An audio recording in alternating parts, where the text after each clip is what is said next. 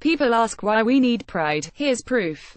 These words, or some iteration of them, alongside a link to a news story about the most recent brutal homophobic attack, or some form of homophobic abuse, were commonplace on Twitter last week in the lead-up to Saturday's Pride in London.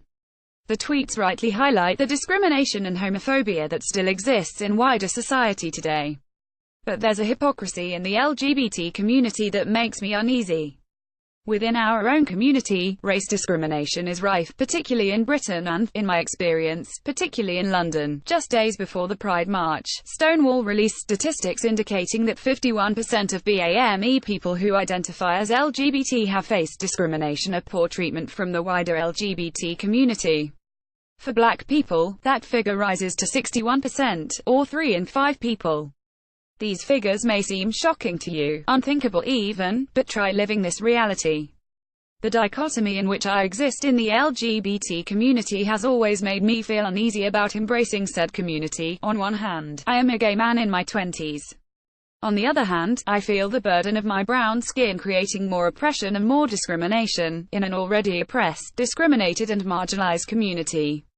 Why would I want to be part of that? The prejudice unfurls itself in myriad ways, in real life, or through dreaded dating apps. Just a couple of weeks ago, before she finally found some luck with Frankie, I watched Love Island's Samira, the only black woman in the villa, question her self-worth, her attractiveness, after failing to get picked to couple up. It stoked a familiar sense of self-scrutiny when, in the past, I've been at a club with predominantly white friends and found myself feeling invisible as they were approached by other revelers. It resurfaced the familiar sense of erasure when, in a group setting, I have been able to measure the minute conversational attention paid to me compared to my white friends, as if my worthiness of being spoken to was being measured by my perceived attractiveness. These actions may be subconscious and therefore unrealized from the other side, but, for us, it's numbingly commonplace. Grindr racism Twitter page Twitter The internet and dating, hookup apps like Grindr are more treacherous, and humiliating, waters to navigate.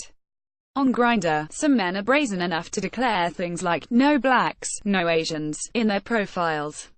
In fact, there's even a Twitter page dedicated to some of the worst of it. Then there's the men that codify their racism as preference. The common turn of phrase, "not my type," can in most cases, though, granted, not all, reliably be interpreted to mean, "not the right skin color for me." On Grindr and other similar apps, there is an emphasis placed on race that seems disproportionate to other aspects of everyday life. Questions such as, "What are you?" and the old classic, "Where are you from?" "No, where are you really from?" are an almost daily occurrence and are considered acceptable, the norm.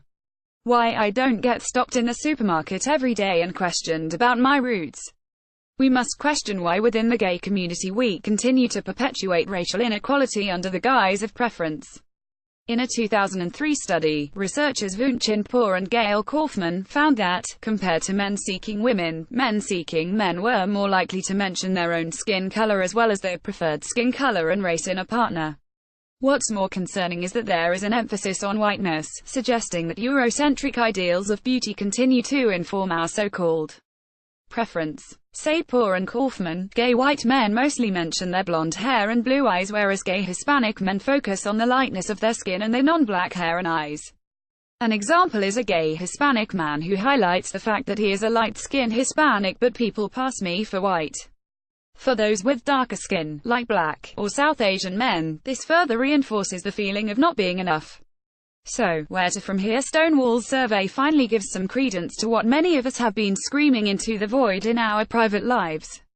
It also justifies the need for events like UK Black Pride, where people of colour can have safe spaces to explore and express their identities. What's most important, though, is to realise and acknowledge privilege.